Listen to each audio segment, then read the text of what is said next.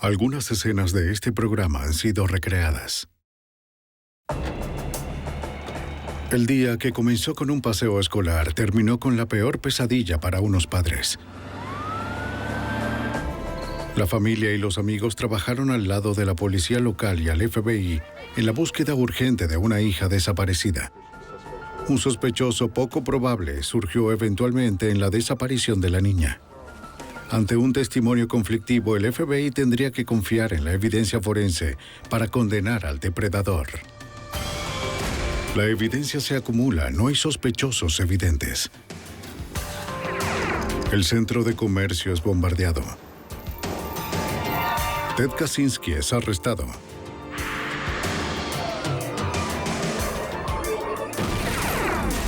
Fugitivo a un prófugo.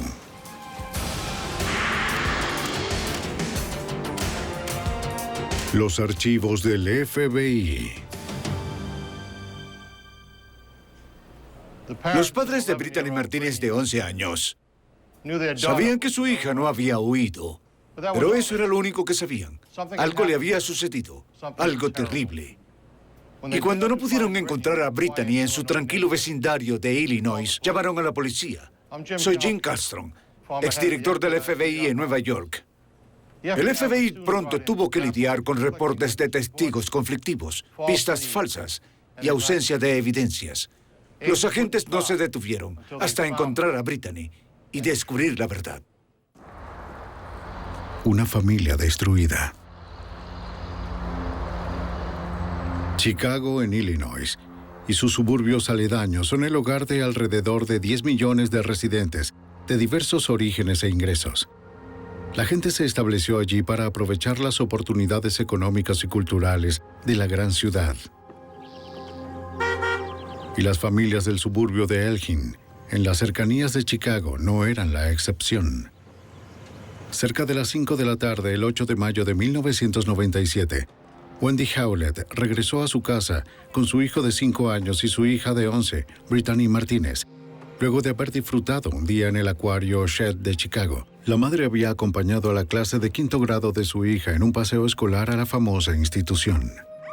Ella estaba muy emocionada con la excursión al acuario Shedd y yo tenía a 5 de sus amigas conmigo. Fue un día estupendo. Les encantaron los tiburones y las tortugas. Almorzamos fuera, vimos los barcos y los aviones volando cerca. Brittany había disfrutado de un día maravilloso. Brittany y sus amigas querían jugar afuera en el primer día cálido de primavera. La estudiante de 5º grado era la mayor de un matrimonio anterior de su madre. Lo sé. Mientras estaba arriba con su hijo, Wendy escuchó a su hija llamándola desde la calle. Brittany le preguntó si podía ir a un parque cercano. ¡Es tarde! Miré por la ventana y ella me estaba viendo. Le dije, no puedes, porque creía que iría solo con una amiga cuando en realidad eran 5, así que le comenté, está bien como es en grupo, puedes ir, pero regresa a las 6 en punto. ¿De acuerdo? ¡Que te diviertas! El parque quedaba a solo 2 cuadras de distancia. El hijo menor era muy pequeño como para ir con ella, así que Wendy lo llevó a visitar la nueva casa de su tía Pam, que vivía en el vecindario. Sería una breve caminata. Al salir, Wendy le dejó una nota a Brittany y luego se topó con un vecino del piso de abajo. Le comentó que si veía a Brittany de regreso antes de las 6, le dijera que tenía 2 opciones: esperarla arriba en el apartamento o ir por su cuenta a la casa de su tía Pam. 45 minutos más tarde, Wendy regresó de la casa de Pam sin haber visto a Brittany.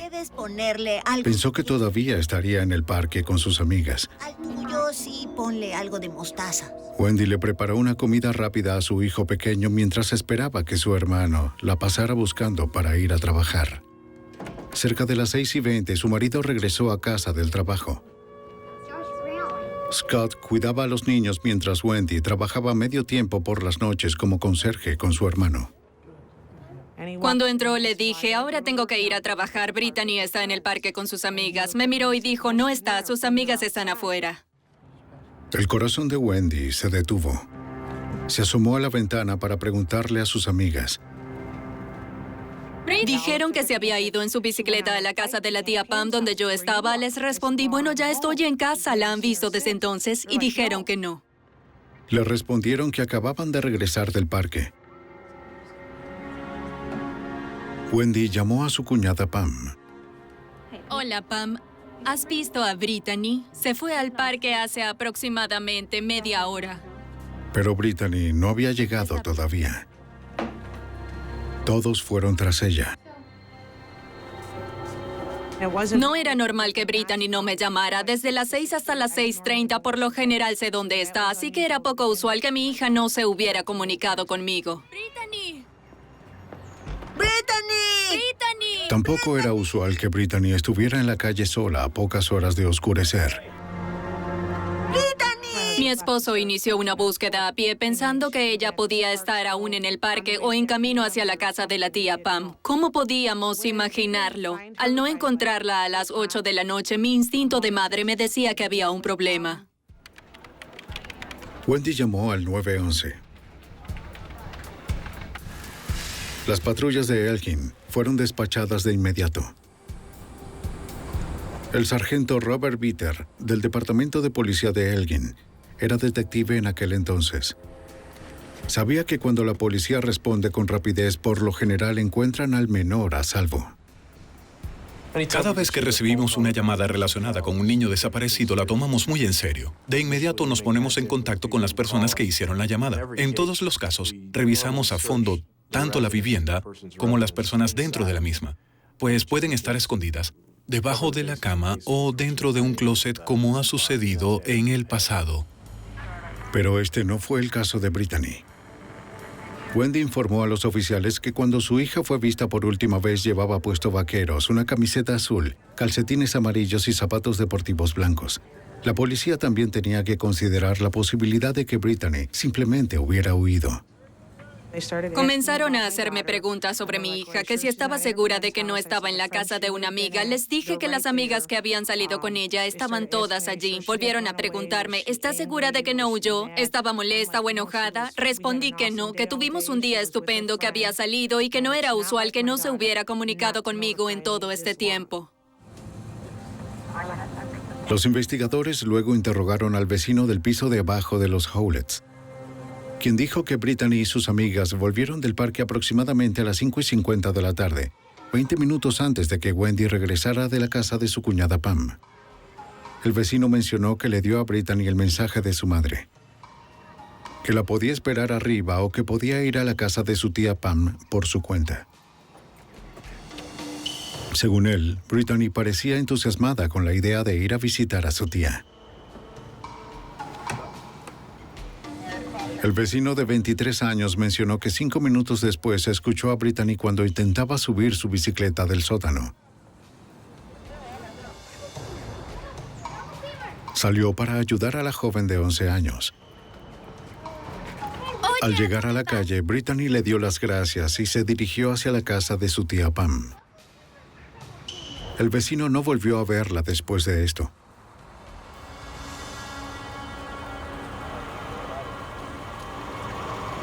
A medida que se difundía la noticia sobre la desaparición de Brittany, más policías y miembros de la familia se reunían para ayudar en la búsqueda. Cerca de las 9 de la noche, el hermano menor de Wendy, Eddie Mielke, se presentó en el sitio. El tío de Brittany estaba impactado con la noticia. Le dijo a su preocupada hermana que también había visto a Brittany afuera del apartamento cerca de las 6, cuando la pasó buscando para ir al trabajo. Se fue solo cuando supo que Wendy no había llegado todavía. Milka mencionó que iría al parque a buscar a su sobrina. Los investigadores continuaron interrogando a las personas que vivían cerca, con la esperanza de que alguien hubiera visto algo que los pudiera llevar a la dirección correcta. Pero nadie más parecía haber visto a la niña de 11 años en su bicicleta. Los vecinos no reportaron disturbio alguno, ni ninguna actividad inusual en el vecindario. Fue un día muy agradable.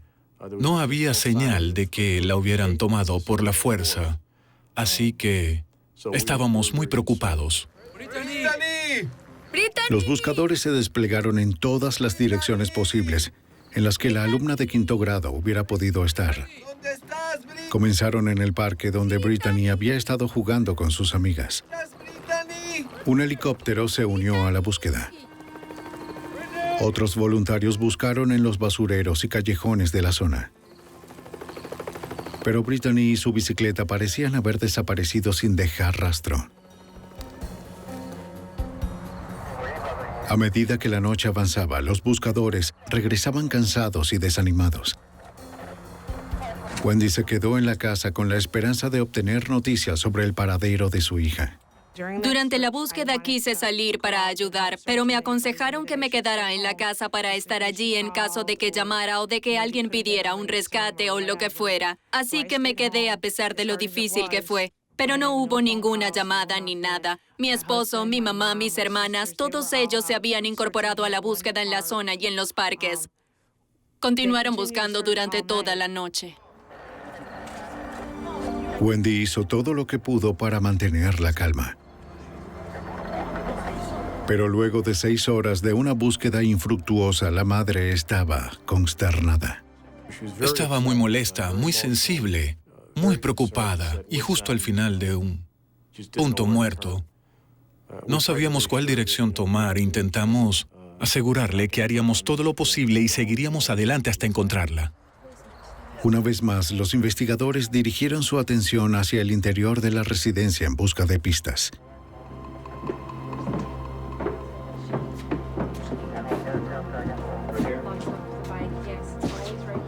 En el sótano se sorprendieron al encontrar la bicicleta de Brittany. La cadena no tenía seguro puesto. Y no era usual que la dejara así. ¿Pudo escuchar algo? La bicicleta era el bien más preciado de Brittany. Los vecinos le dijeron a la policía que nunca vieron a Brittany regresar después de que se fue. O alguien bajando. Los investigadores creían que la bicicleta había sido devuelta antes de las 6:20, la hora en que Scott Howlett, el padrastro de Brittany, regresó del trabajo. Con la esperanza de encontrar alguna evidencia, varios oficiales volvieron a la estación de policía para revisar la base de datos. La ley del estado de Illinois establece que todos los abusadores convictos de niños deben registrarse en la policía local. Los investigadores revisaron antecedentes que pudieran apuntar a un posible sospechoso.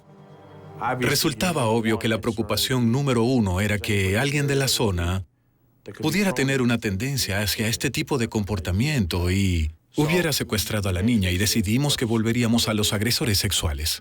Tengo esto. Descubrieron que un agresor sexual registrado vivía a unas pocas cuadras del apartamento de la joven desaparecida.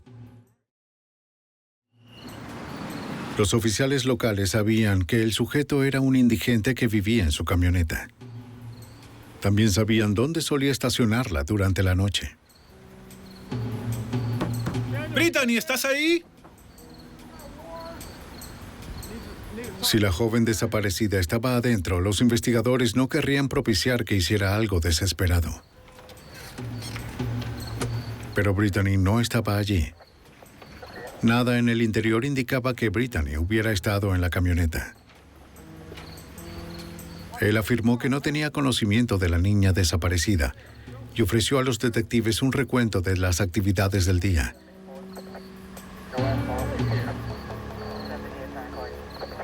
Si lo lee, verá que... Sus coartadas fueron confirmadas. Gracias. No, gracias a usted. Que tenga una buena noche. Los oficiales volvieron a interrogar a la familia y amigos con poca esperanza de que pudieran agregar algo nuevo que pudiera ayudar. Los padres de Wendy y abuelos maternos de Brittany vivían a unos pocos kilómetros de distancia con su hijo de 20 años, Eddie Milka. Ninguno vio a Brittany desde que Eddie la había visto cerca de las 6 de la tarde. La familia creía que Eddie era uno de los últimos en verla. Por eso queríamos obtener información sobre la posibilidad de que Brittany le hubiera confiado que iba a alguna parte, o si tal vez la había dejado en algún sitio, cualquier información que nos pudiera dar. Eddie Milka parecía cansado, pero los detectives querían obtener una declaración más precisa mientras su memoria estuviera fresca. Cuando la policía le preguntó si podían continuar el interrogatorio en la estación, el tío de la niña se sintió ofendido. Dijo enfadado, ¿por qué? ¿Creen que me llevé a Brittany? Y eso nos sorprendió porque fue una afirmación poco usual. Él estaba ahí y nosotros no lo acusamos, solo le pedimos apoyo. A pesar de lo ofendido y lo tarde que era, Eddie aceptó continuar el interrogatorio en la estación de policía.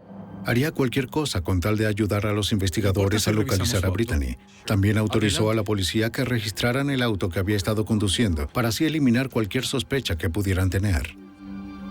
En este tipo de búsqueda, uno echa un vistazo para ver si algo llama la atención, tal vez un objeto o alguna ropa que estuviera usando en el momento. No es que esperábamos encontrarla ahí, pero necesitábamos explorar toda evidencia. Había un tobo de basura en el asiento trasero y una aspiradora en el maletero del auto. No nos sorprendió porque Wendy ya había mencionado que eso era lo que hacían. Ella y Eddie, limpiar sitios durante la noche por lo general. Eddie acompañó a la policía a la estación. Los detectives esperaban que diera las respuestas que necesitaban para encontrar a su sobrina desaparecida. Brittany Martínez aún estaba afuera en algún lugar y los investigadores no sabían si estaba viva o muerta. En la madrugada del 9 de mayo de 1997, la hija de 11 años de Wendy Howlett, Brittany Martínez, llevaba desaparecida 11 horas de su casa en Elgin, Illinois. Pero tanto la búsqueda a fondo como los interrogatorios durante toda la noche no condujeron a ningún rastro de la joven. Desesperada, Wendy Howlett buscó ayuda en la comunidad. Llamamos a la organización Paliclass, que nos envió información sobre qué hacer y qué procedimientos seguir para colocar su fotografía en la Internet de niños desaparecidos y explotados. Comenzamos a llamar a los canales de televisión que permitieran mostrar su fotografía en caso de que alguien la hubiera visto. Si un canal se negaba, llamábamos al siguiente. El programa matutino de noticias de Chicago pidió la colaboración del público en la búsqueda de la niña desaparecida de 11 años y cabello castaño. Las autoridades establecieron una línea directa con la esperanza de que alguna llamada los condujera a Brittany. Como muchos en la comunidad, Robert Bitter, detective de la policía de Elgin, estaba muy preocupado por el caso. Esta investigación en particular era difícil porque involucraba a una niña pequeña. Tenía 11 años y en ese momento mi hijo mayor también tenía 11 años. Eso fue lo que más me afectó. Cuando uno recibe estos casos, 99 de cada 100 veces se encuentra a la persona con gran rapidez, pero a medida que pasa el tiempo se vuelve muy agotador. Intentar determinar dónde pudiera estar la persona. Bien, Eddie, dime qué sucedió. En una carrera contra el tiempo, los detectives acudieron al tío de Brittany, Eddie Milka, en busca de ayuda. Aunque el conserje de 20 años se mantuvo despierto toda la noche, los detectives le pidieron detalles sobre lo que podía recordar de la última vez que vio a su sobrina. Dijo que cerca de las 6 pasó buscando a Wendy, la mamá de Brittany, quien debía ayudarlo a limpiar un edificio aquella noche. Eddie recordó haber visto a su sobrina afuera con la bicicleta. Le preguntó dónde estaba su madre y Brittany le respondió que no estaba en la casa. Eddie no pudo esperar a su hermana porque tenía que ir a trabajar, de modo que se despidió, abrazó a su sobrina y se fue a las 6:15. Mencionó que no estaba seguro de que Brittany hubiera guardado la bicicleta después de todo. Cerca de las 6:45, Eddie se detuvo en una tienda para comprar un paquete de cigarrillos camino al trabajo. Estuvo en el trabajo hasta las 8:30 y se enteró de que Brittany había desaparecido cerca de las 9. Aquella noche revisó 2 parques donde sabía que Brittany jugaba con frecuencia, pero al igual que la familia, no encontró nada. Luego se detuvo en la casa de unos amigos y admitió haber fumado marihuana con ellos. En ese momento ya estaba agotado y quería dormir un poco. Él nos dijo, escuchen, creo que van a tener que dejarme ir porque no tengo más nada que decir, estoy cansado y quisiera irme a casa. En este punto ya habían transcurrido 3 horas de entrevista y no teníamos ninguna razón para retenerlo. Así que lo llevamos a su casa. Con el tiempo en contra, la policía de Elgin contactó a la oficina de campo del FBI de Chicago. Por experiencia propia, la agente especial Beth Malarkey sabía que si no encontraban a Brittany en las primeras 24 horas, las posibilidades de que estuviera viva serían escasas. Las horas iniciales son increíblemente cruciales. Los que hemos trabajado en casos de secuestro sabemos que mientras más tiempo de desaparecido tenga un niño, hay menos posibilidades de recuperarlo vivo. Y nuestra misión es recuperar al niño con vida. El FBI ofreció más personal a las autoridades locales, además de un sistema computarizado que ayudó a ordenar, hacer referencias cruzadas y manejar la evidencia. Recursos que se volvieron muy valiosos por las innumerables llamadas entrantes. Hubo cientos de pistas que ingresaron debido al número de teléfono que se dio al público para que cualquiera que tuviera alguna información llamara. Todas esas pistas se catalogaron y revisaron, al igual que las coartadas de la gente. Los investigadores también decidieron realizar un seguimiento a las coartadas de Eddie Milka. Interrogaron al presidente de la compañía cuyo edificio Eddie tenía programado limpiar la noche anterior. El ejecutivo trabajó hasta tarde esa noche y no vio a nadie más en el edificio.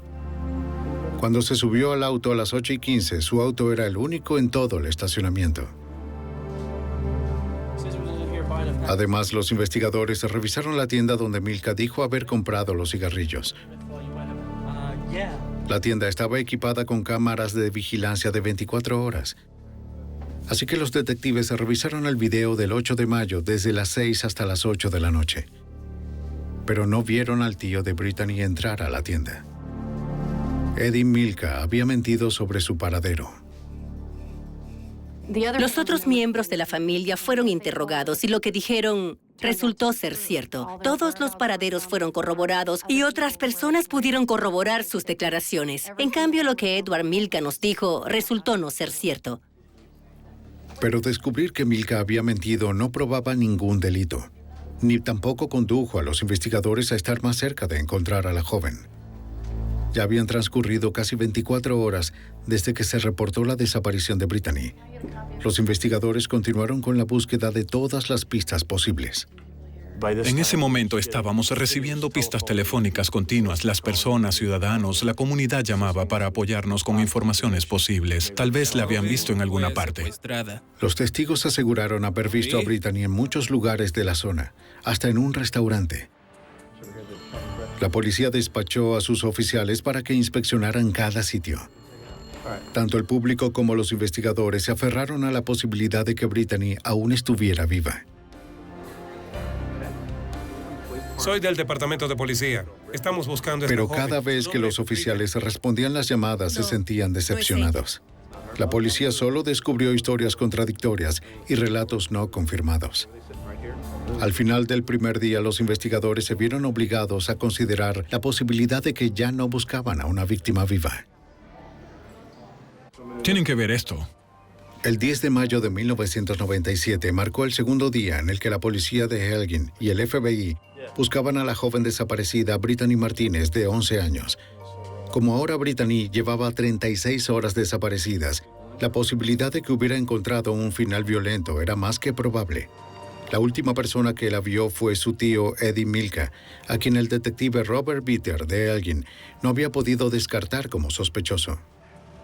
Eddie Milka siempre fue un interrogante. Siempre hubo preguntas sobre su comportamiento y también sobre su testimonio, mientras que las otras pistas se resolvían rápidamente.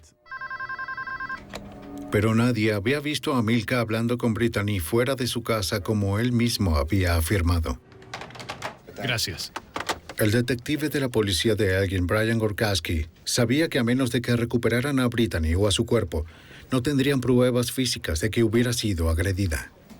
En algún momento sospechamos que había sido un secuestro o tal vez el rapto de una niña, pero de nuevo no teníamos nada tangible que decir como, esto es un homicidio. No teníamos el cuerpo, ni arma homicida, por así decirlo, lo cual era muy difícil para mí. En la mañana del 10 de mayo, el detective Gorkowski recibió un mensaje de Wendy, la madre de Brittany, donde decía que su hermano Eddie Milka quería hablar de nuevo con la policía. Queríamos interrogar de nuevo a Eddie Milka, que viniera y hablara con nosotros voluntariamente. Y si lo hacía, queríamos tanta información sobre su pasado como la que pudiéramos reunir, por lo que nos complació que nos hubiese dado esos antecedentes. Wendy Howlett se refirió a su hermano como una persona lenta, Había estudiado en una escuela secundaria especial para personas con problemas de aprendizaje y por lo que ella sabía, Eddie tenía muy pocos amigos y ninguna amiga. Los investigadores se reunieron con el joven de 20 años en la sala de entrevistas familiares de la estación de policía. Bien, gracias. Le preguntaron lo que quería que les dijera. Los detectives estaban complacidos con las respuestas de Eddie y Milka. Milka nos dijo que había mentido. Quiere decir que lo hizo desde el principio de su interrogatorio, pero que ahora diría la verdad. Bien, en ese punto me entusiasmé, pues me agrada cuando alguien a quien voy a interrogar afirma que mintió. Es porque en ese momento podemos dejar todo atrás y empezar de nuevo a enfrentar la verdad de una forma abierta, ya que puede haber un diálogo honesto entre los dos. Admitió que cuando vio a Brittany estaba bajo los efectos de la marihuana. Pero sostuvo que había dejado a su sobrina frente al apartamento a las 6:15 cuando condujo hacia su trabajo. Milka dijo a los detectives que cuando llegó al trabajo vio el auto de su jefe, pero quería evitarlo por estar drogado. Mencionó que no entró al edificio sino hasta las 8:15, cuando su jefe se fue. Los detectives sabían que esta versión no era cierta. Lo confrontamos con respecto a la mentira. Usted no trabajaba a las 8:15, como dijo. Lo sabemos porque el dueño nos dijo que no había nadie en el edificio cuando lo dejó. Milka respondió, ¿de acuerdo? Tal vez tenga razón. Puede que haya habido alguna diferencia de tiempo. Pero Milka no dio más detalles. Si sabía dónde estaba Brittany, no lo iba a decir.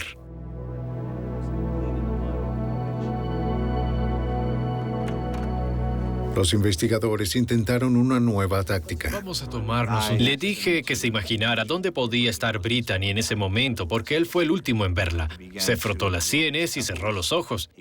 Así que dijo que ella estaba en Elgin, más bien cerca de Elgin, que estaba fría y mojada. Lo reiteró muchas veces. Le preguntamos también si aún respiraba y nos dijo que no. Le preguntamos también si estaba sangrando y nos dijo que no sangraba. Milka pidió un cigarrillo. Yo sé que está muerta. Comenzó a dar vueltas y a murmurar. Luego solicitó a los detectives que escribieran lo que iba a decir.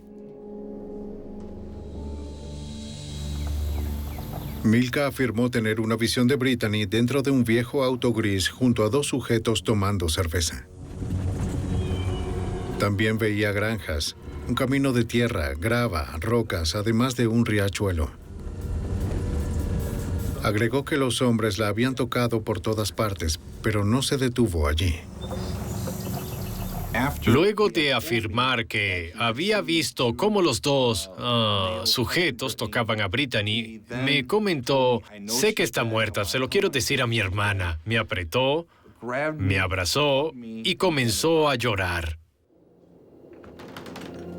¿Eddie? Llamaron a Wendy Howlett para que fuera a la estación. Al llegar, notó que su hermano había estado llorando y le preguntó qué era lo que tenía que decir. Una vez más, Eddie Milka cambió su relato. Él solo me miró y dijo, yo no lo hice. Ya sabes, intentan meterme cosas en mi cabeza y yo solo quiero irme a casa. Me dicen que Brittany está muerta, pero aún está viva y tenemos que encontrarla. Como Milka nunca admitió ningún delito en su testimonio sobre la visión que había tenido, la policía no podía retenerlo por más tiempo. Wendy llevó a su hermano hasta su casa. Los investigadores interrogaron a los dos amigos con los que Milka había fumado marihuana el día en que Brittany desapareció. Confirmaron que habían estado con Eddie hasta 10 minutos antes de las 6 cuando se fue al trabajo. Milka les dijo que regresaría para ver el partido de los Toros de Chicago. Cuando regresó aproximadamente a las 10:30 de esa misma noche, Milka estaba molesto y llorando. Les dijo que su sobrina Brittany había desaparecido. ¿Qué sucedió? Luego bebieron varias cervezas y vieron el resto del partido. Eddie dejó la casa de ambos cerca de la 1 de la madrugada y los amigos no tenían más nada que agregar. Los investigadores aún no tenían pruebas de que Milka hubiera secuestrado a Brittany ni ninguna otra pista sobre dónde podía estar. Ya había transcurrido una semana y aún no habíamos determinado qué podía haber sucedido con ella, que estuviera bien, como pudiera ser que la hubieran secuestrado o liberado. Así es como se resuelven estos casos. En algunos, los más peligrosos, un sujeto es el que secuestra y luego la libera. El 17 de mayo de 1997, 9 días después de la desaparición de Brittany, una pareja navegaba por el río Kishouki, a 29 kilómetros en las afueras de Elgin, cuando hicieron un descubrimiento espantoso. Encontraron el cuerpo de una joven que había sido arrastrado hasta un banco de arena. Estaba desnuda de la cintura para arriba y severamente descompuesta. La pareja aterrorizada se dirigió hasta la orilla para luego llamar de inmediato a la policía. El 17 de mayo de 1997, 9 días después de que reportaran la desaparición de Brittany Martínez, de 11 años, en Elgin, Illinois, el cuerpo de una joven fue descubierto a 29 kilómetros de su casa, en el río Kishouki. El teniente Gene Lowery, del Departamento del Alguacil del Condado de McHenry, investigó el caso.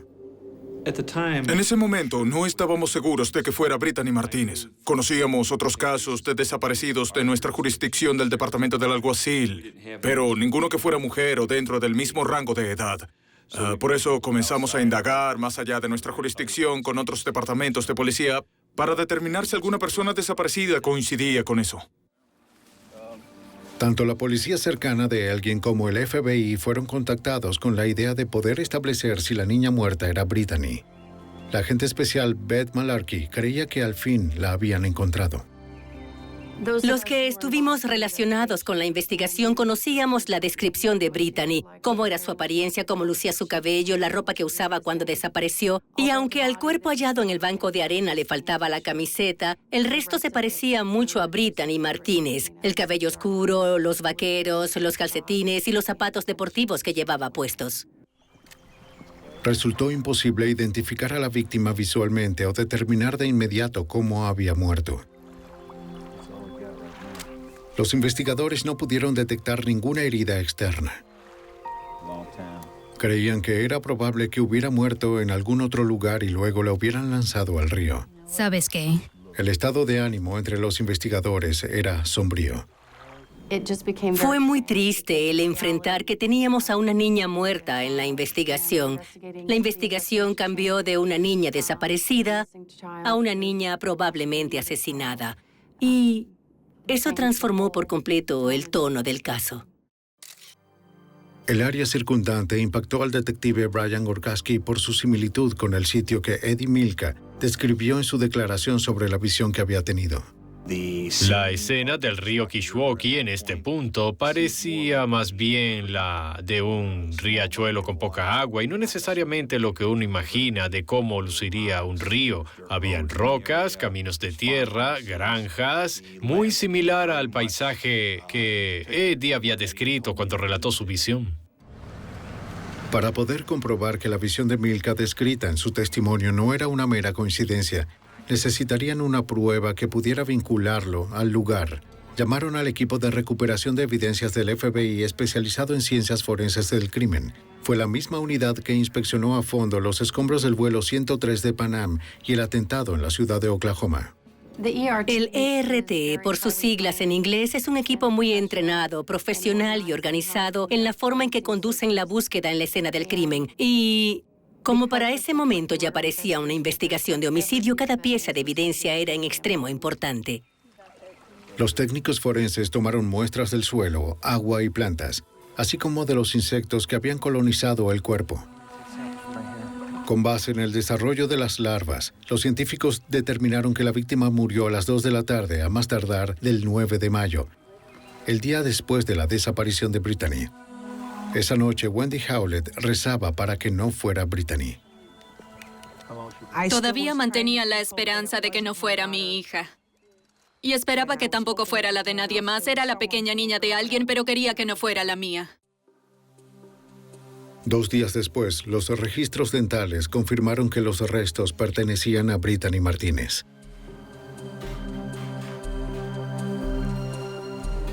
Un patólogo forense determinó que había muerto por asfixia. Removieron 2 cintas adhesivas, tanto de su cara como de su boca. También tenía en su mejilla un gran moretón con bordes hundidos, que para los investigadores parecía la marca de un mordisco. El experto notó que la cremallera de los vaqueros estaba por la mitad y su ropa interior al revés. Además encontró 2 laceraciones en el himen.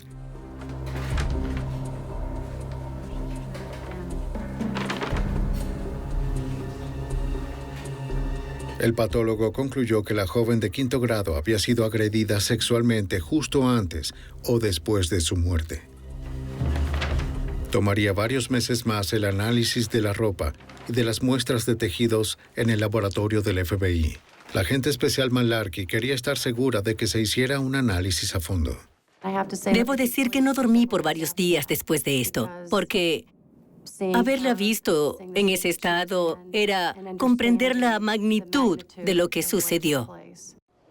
El detective Robert Bitter esperaba que el hallazgo del cuerpo y la ropa de Brittany ofrecieran la evidencia física necesaria para atrapar al asesino. Como ya era definitivo, en ese momento pudimos notificar a la familia para volver a concentrarnos en parte de la evidencia que ya habíamos recuperado. Durante los últimos 11 días, Wendy Howlett abrigaba la esperanza de que su hija estuviera viva. Ahora, esa esperanza se había desvanecido. Los peores temores de los Howletts se habían hecho realidad. Cuando me dijeron que era mi hija, fue el peor sentimiento que alguna vez pude soportar. No puedo describir el dolor que sentí porque era mi única hija y no le deseo esto a nadie. Ni siquiera a mi peor enemigo le deseo algo así. 1 hora después de que mi hija fue hallada, pudieron confirmar que era ella. Fui a su habitación donde comencé a romper cosas y entonces me enojé más todavía porque estaba rompiendo sus cosas cuando en realidad lo que deseaba era que estuviera viva, aunque sabía que no era cierto. Los investigadores especulaban acerca de cómo el cuerpo de Brittany había ido a parar a un río a 29 kilómetros de su casa. El teniente Gene Lowery le preguntó a su madre si el sitio le parecía significativo. Para ese momento en particular, ella ya había mencionado que su padre había trabajado en el ferrocarril de Milwaukee, que ya estaba retirado o discapacitado, y que la familia durante el verano solía visitar el Museo del Ferrocarril en Union, Illinois, ubicado muy cerca de donde el cuerpo de Brittany Martínez fue encontrado. Así que Eddie Milka había estado allí también. Los investigadores obtuvieron una orden judicial para tomar muestras de su sangre, saliva y cabello. Fueron enviadas al laboratorio del FBI para que los expertos pudieran iniciar el extenso trabajo de mapeo del ADN. El perfil genético de Milka estaría listo para ser comparado con cualquier ADN ajeno recuperado del cuerpo de Brittany o de su ropa. Un odontólogo forense también tomó las impresiones de los dientes de Milka. Bien, puede abrir la boca. Los investigadores creían que estos moldes coincidirían con la marca del mordisco en la mejilla de Brittany. El odontólogo los comparó con una foto ampliada de las hendiduras en la cara de la víctima.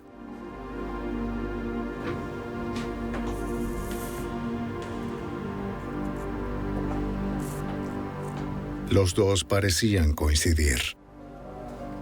Pero, debido a la avanzada descomposición, la marca de la mordida resultó distorsionada y, en consecuencia, los odontólogos no podían estar absolutamente seguros de que los dientes de Milka hubieran dejado las marcas. Los resultados no fueron concluyentes y las autoridades todavía no tenían la evidencia física suficiente que permitiera su arresto. Obtuvieron una orden de cateo para registrar su auto, un Lincoln Town Car que creían había utilizado para llevar a Brittany hasta el río. Las muestras de suelo recolectadas de los neumáticos resultaron muy comunes como para demostrar por dónde había circulado el auto. Los investigadores esperaban que algo en su interior pudiera ser más contundente. Entre el desorden del asiento trasero, los agentes encontraron un vaso de un restaurante de comida rápida. La tapa estaba teñida de rojo como si fuera sangre y además tenía la huella parcial de una palma de la mano que coincidía con la de Eddie Milka. También encontraron huellas digitales tanto de Brittany como de su madre. Descubrieron más manchas rojas en la alfombra del piso del asiento trasero. Los agentes aseguraron muestras de las fibras de la alfombra y de la tapicería. Más de 140 piezas fueron recolectadas del auto y enviadas al ya creciente cúmulo de evidencias del laboratorio del FBI. Como al laboratorio le tomaría meses completar los análisis, el teniente Lowery pidió a los familiares de Brittany que recordaran si alguien había resultado herido dentro del auto. La abuela materna de Brittany recordó que la niña de 11 años tuvo una hemorragia nasal en el auto un día de una salida familiar. La otra abuela de Brittany dijo que ella también estuvo presente ese día, pero no recordaba el incidente. La familia Milka describió la escena como cierta, que la nariz le sangró dentro del auto, como si el incidente hubiera ocurrido. El otro lado de la familia describió una imagen drásticamente distinta, que no había ninguna evidencia en lo absoluto, de una hemorragia nasal. Los miembros de ambos lados de la familia se volvieron en contra. Los Milkas creían que Eddie no podía haber asesinado a Brittany. La parte más compleja de esta investigación fue, de hecho, que nuestro principal sospechoso era un miembro de la familia. Es evidente que se genere un problema familiar cuando resulta que algún miembro de la familia es el sospechoso del caso. Se volvió una situación difícil de superar, ya que queríamos que la familia continuara cooperando. Pero no fue así porque sospechábamos precisamente de uno de los suyos. Aunque la evidencia circunstancial apuntaba a Eddie Milka, tanto los relatos contradictorios como la falta de una evidencia física confirmada hacían pensar que los investigadores nunca podrían acusar al tío de Brittany del homicidio. A principios de diciembre de 1997, ya habían transcurrido 6 meses y medio desde que el cuerpo de Brittany Martínez, de 11 años, fue hallado en un río a 29 kilómetros de su casa. El tío Eddie Milka, de 20 años, era el principal sospechoso y estuvo de acuerdo en proporcionar muestras de tejido, aunque su lado de la familia creyera que él no era el responsable. Sin ninguna evidencia física sustancial, sería muy difícil para el FBI y los investigadores locales acusarlo de asesinato. Los especialistas del laboratorio criminal del FBI en Washington, D.C., llevaban meses examinando cientos de piezas de evidencia recolectada durante la investigación. Karen Lanning, una científica de la unidad de evidencias del FBI, recibió la ropa de Brittany y coordinó su análisis.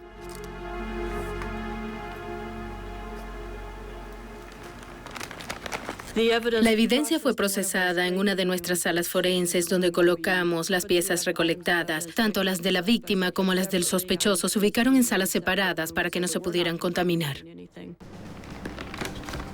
Lanning examinó los calcetines, la ropa interior y los vaqueros de Brittany. Cada pieza fue revisada a fondo en la búsqueda de cabellos o fibras ajenas a la ropa. En el interior de los vaqueros, la experta descubrió una delgada fibra de nylon, una fibra claramente distinta. La comparó con una muestra conocida de la alfombra del auto de Milka y la fibra coincidió.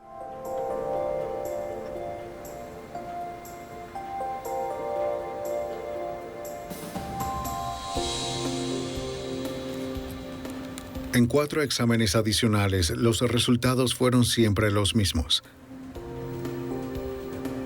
Los investigadores creían que Brittany había estado en el auto de Milka, donde la habían despojado de sus vaqueros, pues la fibra de la alfombra se encontraba en la parte interior. Pero la fibra por sí sola no fue suficiente para comprobar esta teoría, ya que este tipo de alfombra es muy común en muchos autos.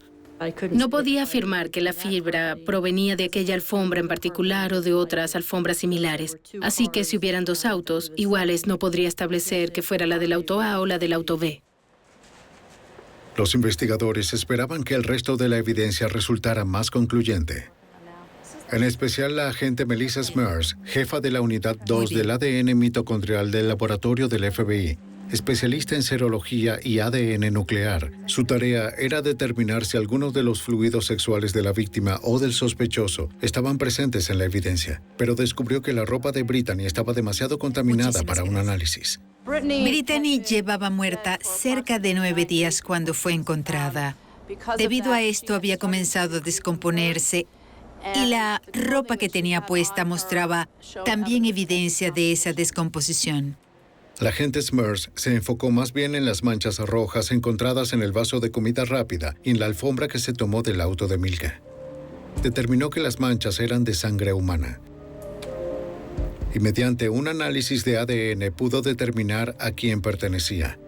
La experta comparó muestras conocidas del ADN de Eddie Milka y de Brittany con las del vaso y la alfombra.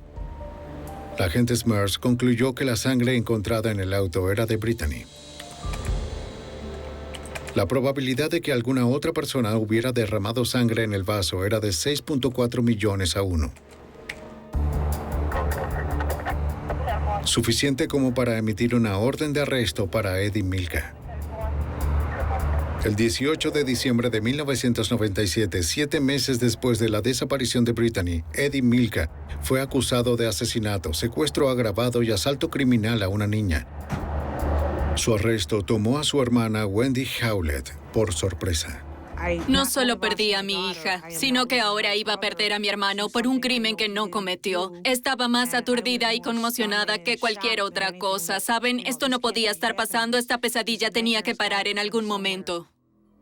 Para proteger a su hermano, Wendy Howlett dijo que era muy poco probable que Eddie hubiera conducido hasta el río en el condado de McHenry, porque nunca antes había estado allí. Le dijo al teniente Gene Lowery que el Museo del Ferrocarril, a donde solían ir, no quedaba en esa zona como lo había afirmado con anterioridad. Wendy empezó a cambiar su historia, cualquiera que fuera la razón, y retractándose de sus afirmaciones. Esto nos forzó a interrogarla de nuevo para determinar su posición con respecto a sus propias declaraciones, porque eran la clave a la hora de confirmar la conexión con el condado de McHenry. Gis McAuliffe, de la oficina del fiscal del condado de McHenry, sabía que el juicio sería difícil. 2 de los testigos claves, Wendy, la hermana de Eddie, y la mamá de Eddie, testificarían en favor del sospechoso. Y tengo los informes de los expertos. Tuvimos que impugnar a varias personas por las que sentíamos la mayor empatía y consideración, pero no hubo otra alternativa ya que habían cambiado demasiado sus testimonios. Así que, de hecho, atacamos a nuestros propios testigos y miembros de la familia, quienes ya habían sufrido una pérdida terrible. Fue muy difícil para nosotros y muy difícil para la familia Milka, también para Howlett y para los miembros que atestiguaron. El 21 de abril del 2000, casi 3 años después de la muerte de Brittany, el caso del Estado contra Edward Milka fue a juicio. La fiscalía convocó a más de 50 testigos. En los alegatos de cierre, los fiscales presentaron al jurado la forma como supuestamente se había cometido el homicidio. Creían que Eddie Milka había ayudado a Brittany a guardar su bicicleta en el sótano. En el apuro la dejó sin seguro, pero tomó el vaso que trajo del paseo escolar. En el pasado, Brittany había acompañado algunas veces a su madre y a su tío al trabajo de limpieza para ayudar a pagar la bicicleta que tanto amaba.